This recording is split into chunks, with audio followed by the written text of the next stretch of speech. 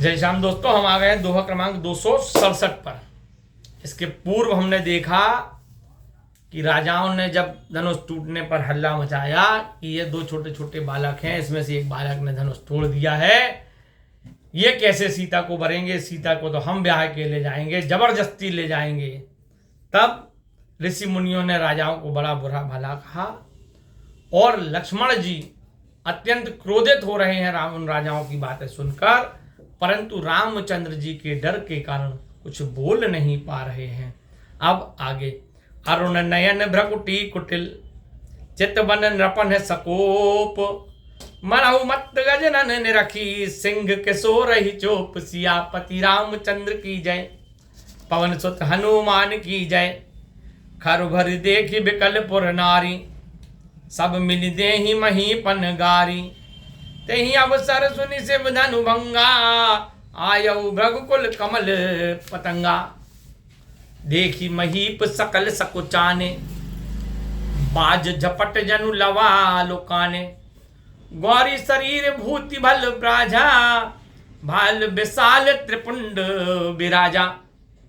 शीस जटा शशि बदन सुहावा, रिस बस कछुक अरुण होई आवा, भ्रकुटी कुटिल नयन रिस राते, सहजहु चितवत मनहु रिसाते।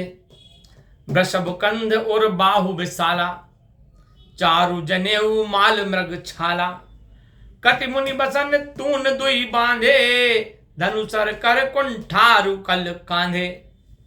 तुलसीदास जी कहते हैं कि राजाओं की अनाप शनाप बातें सुनकर और हो हल्ला सुनकर लक्ष्मण जी को क्रोध आ गया, उनके नेत्र लाल हो गए और भौएं टेढ़ी हो गईं। वे राजाओं को गुस्से से ऐसे देखने लगे जैसे मतवाले हाथियों के झुंड को देखकर शेर के बच्चे को जोश आ जाता है। राजसभा में ऐसी हलचल देखकर नगर की स्त्रियां बेचैन हो गईं। वे लोग सब मिलकर उदंडी राजाओं को गालियां देने लगीं। उस समय शिव धनुष का टूटना सुनकर ब्राह्मण कुल रूपी कमल के सूर्य परशुराम जी वहां आ गए। परशुराम जी को वहां देखकर सारे राजा लोग डर गए, सकोच में पड़ गए। जैसे बाज की चपेट से बचने के लिए बटेर और अन्य पक्षी छिप जाते हैं, ऐसे ही राजा लोग किनारे किनारे हो गए। और परशुराम जी के गोरे शरीर पर सुंदर विभूति भस्म विराजमान है, शोभायमान है, और चौड़े मस्तक पर उनके त्रिपुंड लगा हुआ है। सिर पर उनके जटा जूट बंधा हुआ है, जटा बंधी हुई है, और उनका मुख क्रोध से कुछ लाल हो गया है। उनकी भौएं टेढ़ी हैं और नेत्र क्रोध से लाल हो रहे हैं। सहज ही देखते हैं, अगर किसी को सामान्य रूप से भी देख लेते हैं तो उसे लगता है कि हम पर क्रोध करके देख रहे हैं, क्रोध में भरे हैं।